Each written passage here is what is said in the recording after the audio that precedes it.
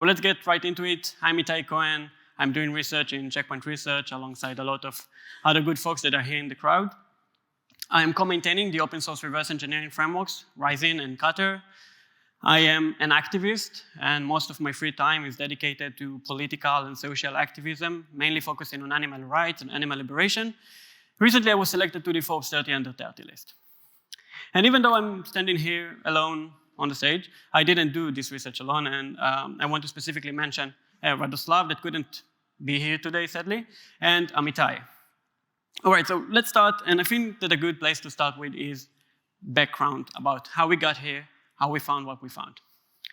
So over the recent year or so, we are tracking this activity of a group we call Camaro Dragon. And Camaro Dragon is a Chinese-based espionage group focusing on targets on Southeast Asian countries and foreign affair entities related to these countries. And this group has some overlaps with another Chinese-based threat actor that you might be familiar with called Mustang Panda. And over the time that we investigate attacks by Camaro Dragon, we noticed that they're attacking European foreign affair entities. They attack diplomats in Japan, ministries in Myanmar, Australia, Taiwan. So all in all, a very active threat actor. And while investigating some of the activities of Camaro Dragon, we came upon trove of files and payloads that was used by the group in different attacks. And among these files that we picked one by one, there were two files in particular that caught our attention. There were two firmware images. So we don't see everyday firmware images, especially not sitting alongside a lot of other malicious tools and payloads. So we started investigating them, and running the Linux file command against them revealed that these firmware images belong to TP-Link home routers. Now, thankfully, because we know the versions of these firmware images, we can actually try to compare them to the original firmware if we will download the firmware from the official TP-Link website. So on one hand, we will have the suspicious TP-Link firmware that we found, and on the other hand, we will have the firmware we obtained from the server of TP-Link, the official one. And when we compared the two firmware, the two versions, we found that in the suspicious firmware files that we just obtained, there were 4 binaries that were added to the firmware and 2 files that were modified. So, what did the attackers did and what changes did they made to the firmware? So let's start by the modified files. And first in line is the software upgrade RPM HTML file. Now, I'm sure most of you have connected to your admin panel of your home router at least once in your life, so you probably know that there are some pages inside. And one of them is the ability to upgrade manually your versions of the firmware. Now, this is the screenshot from the original TP-Link router. And on infected devices, this page will look blank. So, how they did this magic, how they made this beautiful page empty? Well, very simple. They added a small CSS snippet to the form component of the page, and that's it. They just removed or hide the form component, which is not something you cannot beat with the advanced hacking tool called browser. So simply inspect element and remove that, and you will have the form component. The second file that was modified is the RCS initialization script, and this script is being executed when the system boots up, when the router boots up. And the attackers had 3 lines of code to the initialization script, instructing the script to run 3 out of the 4 binaries that were added to the firmware. All right, so it seems like the modified files have 2 goals. So first, the goal was to prevent the user from manually upgrading the firmware.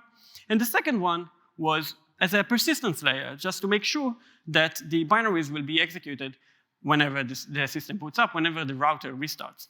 So what are these binaries? We have 4 of them. We have shell, shield, don't get confused, it's not the same name, timer, and UDHCP, which UDHCP is actually the main backdoor. Now, let's go over them one by one, starting with shell, and shell is like the simplest of them all. The name does not leave a lot of room for imagination. It actually delivers what it promises. Shell is a password-protected bind share listening on a specific port.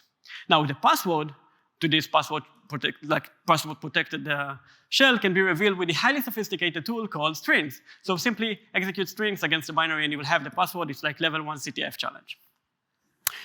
Second, thanks for that.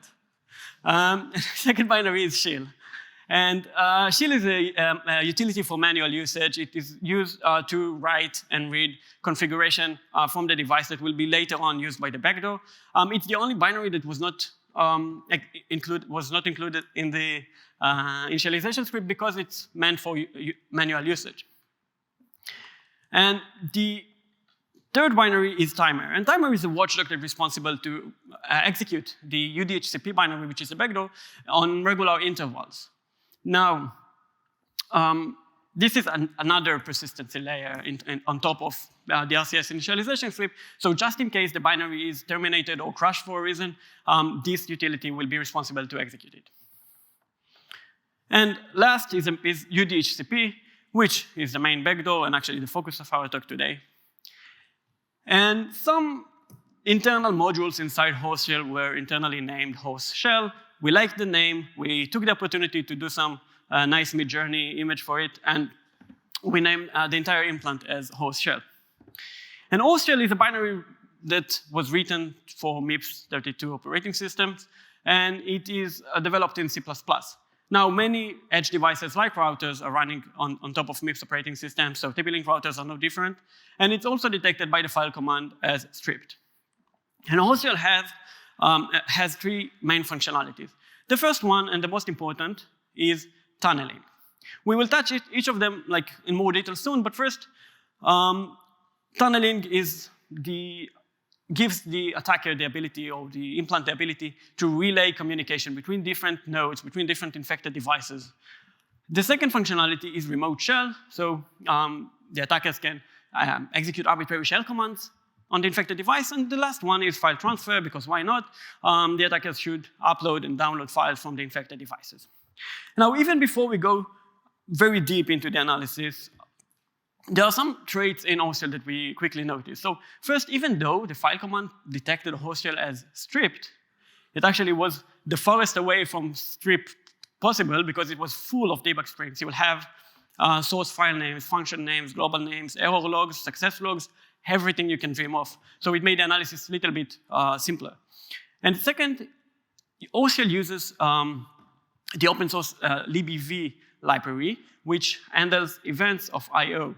Now, what that means is that callback functions are being invoked whenever certain events are happening on the device. So, for example, if there is incoming packet, this is an event that will trigger some callback function. And when host shell communicates to the command and control, it sends a lot of information about the infected device to the command and control. So it will send the usual stuff: username, system name, operating system version, IP address, MAC address, and all the usual stuff. But interestingly, it will also send list of supported features. Now, I didn't see this stuff happening so often that malware sends to the command and control the supported features, because why would you do that? So it might be the case that the command and control supports other variants with different set of supported functionalities, or maybe other implants which are not host shell that have a different set of functionalities. And speaking of communication, host shell uses HTTP to communicate with its command and control and with its different peers.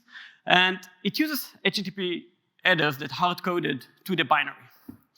It uses custom encryption to all its communications.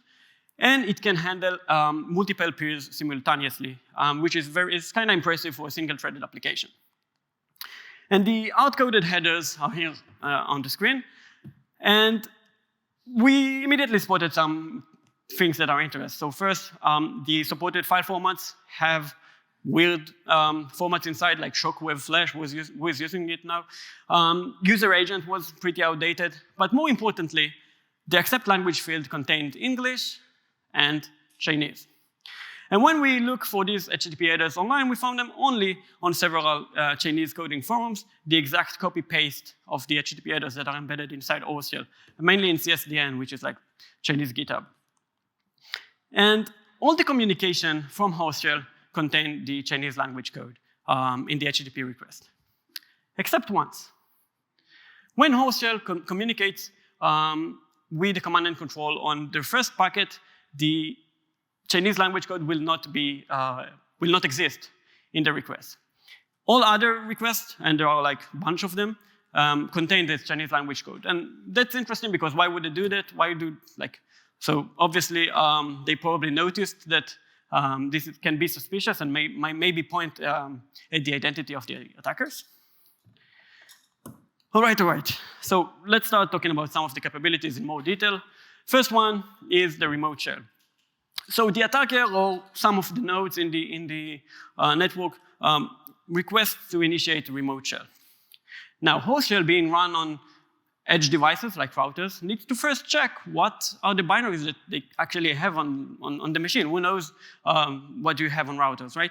So we check if it has bin shell or bin bash, and if it does, it generates a new session using a structure called tsession from the telnet library. Now, finally, it doesn't actually use telnet to generate a new shell, but it does use structure from it. And then the shell is initiated and the attackers can control the infected device. Second functionality is file transfer and file manipulation, because host shell as a fully fetched backdoor needs to give the attacker the ability to manipulate files, to download new modules, new lateral movement and reconnaissance tools and so on. So, of course, you'll have this feature. And the third and the most important feature, in my opinion, is network tunneling. Host shell allows the attackers to relay communication between different nodes and different peers. So let's see it more visually. On the left, you will have victim computer, which is a targeted victim. So it can be a Windows machine, a Linux server, even Android phone. It can be everything. On the right, you'll have the attacker command and control, the real command and control used by the attackers. In the middle, you have infected nodes that are infected with host shell. Now, the attacker can relay communication from the victim on the left to the command and control on the right, while making sure that every node in the chain will know the identity only of the previous and the next node. So take the three routers that you have here in the middle and multiply it and make it hundreds. And there you go. There you have a very complex chain of anonymization network that makes the analysis and forensics of such attacks much more complicated, because it's very hard to track which is the final and the real command and control. Now, analyzing host shell took me some time. It wasn't easy piece of code.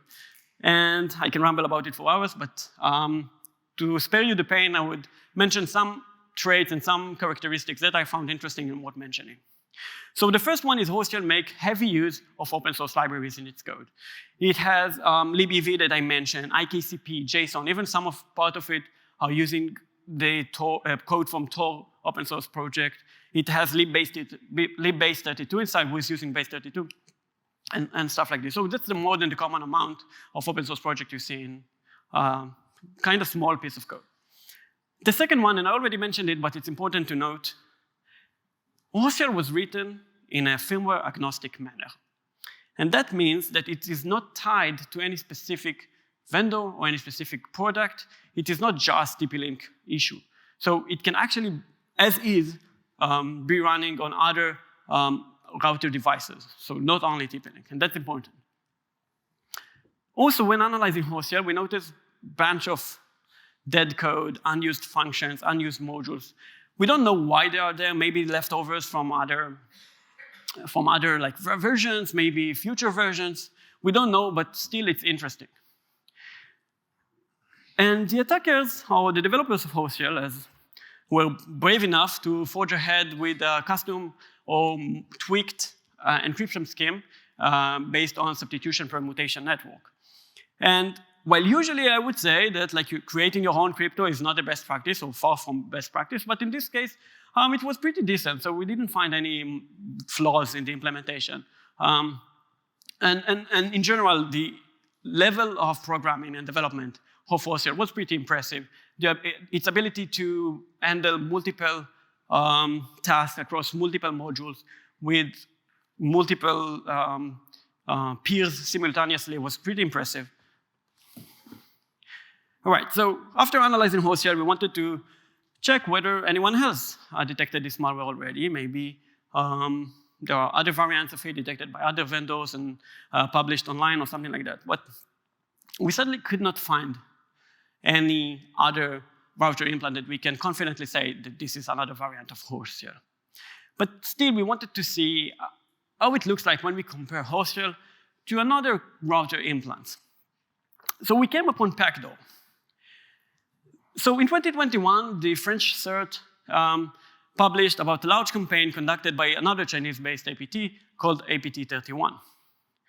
And they reported that they found a very complex network of compromised routers that are orchestrated by a router implant they called backdoor. Now, later on, they released a follow-up report with more information. An individual researcher, a good friend of mine, also analyzed backdoor in detail and published even more information. So equipped with all the analysis of backdoor and with our own analysis of this backdoor, we actually could draw some comparison lines between backdoor and Horse-shell. So the following table, which of course is biased, is comparing some aspects of the two implants. So you have two implants that are running on top of MIPS operating system, which makes sense because many router devices are running MIPS.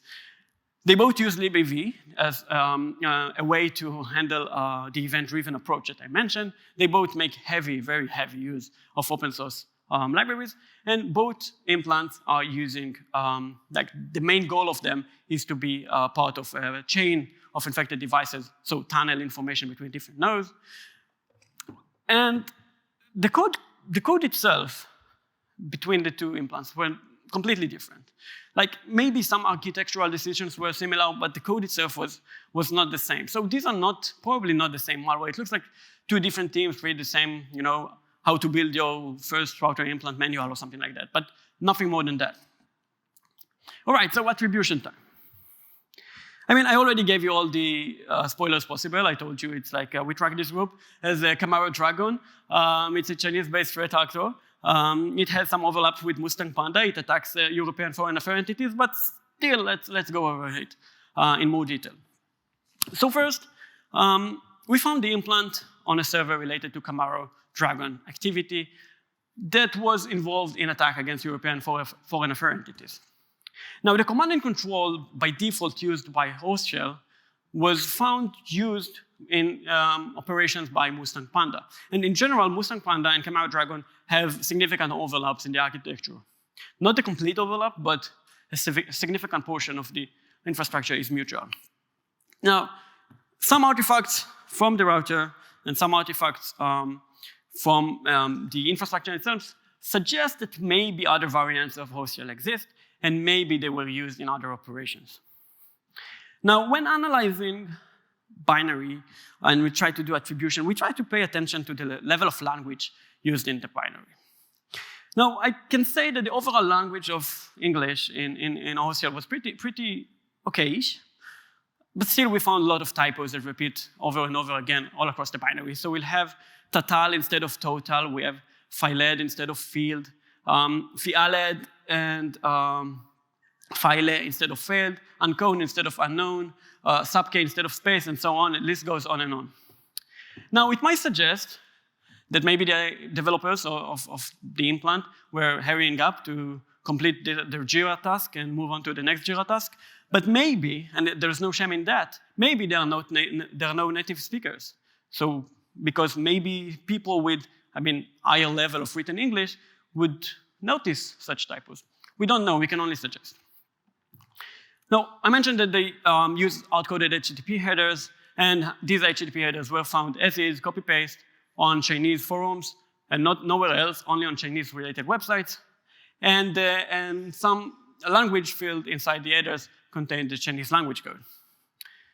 Now, in terms of victims, we did find the attack on the infrastructure, right? And we didn't the implant on the infrastructure, and we don't really know who are the victims of the router implant. But learning from history, we do know that router implants are often installed on arbitrary devices that does not have any particular interest for the attackers. So, in other words, infecting home router does not mean that the home owner was of interest or a target of the attack, but they were just merely a means to a goal for the attackers.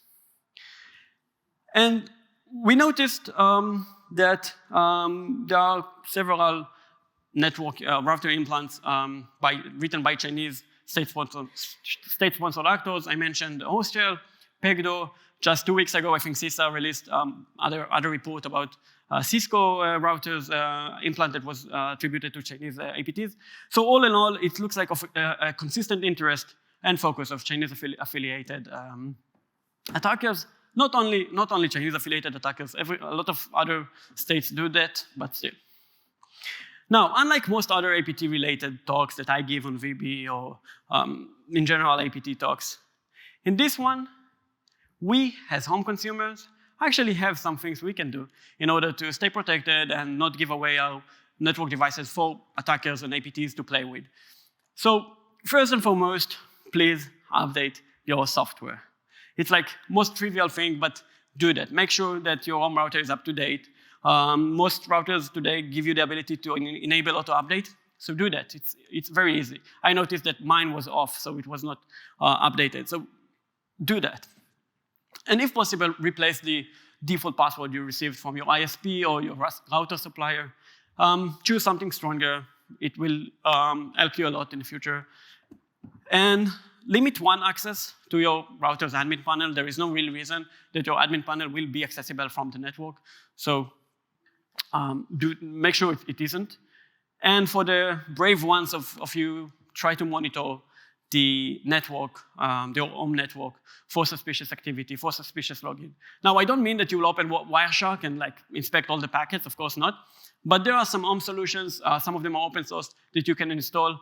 You can subscribe to some solutions by TP-Link and other vendors that will help you with that. So super useful.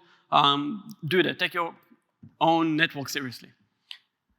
OK, so just before we finish, I want to sum up.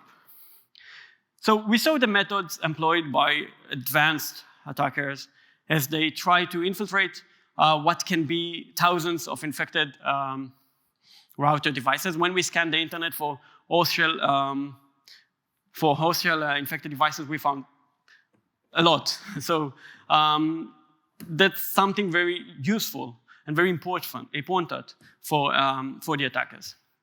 Now, essentially, and unlike the usual APT perspective, we show that APTs are not only a risk for governmental entities, activists, journalists. They also pose a significant risk for unsuspecting home users like you and me, whose home router is being used to serve their attackers' espionage activities.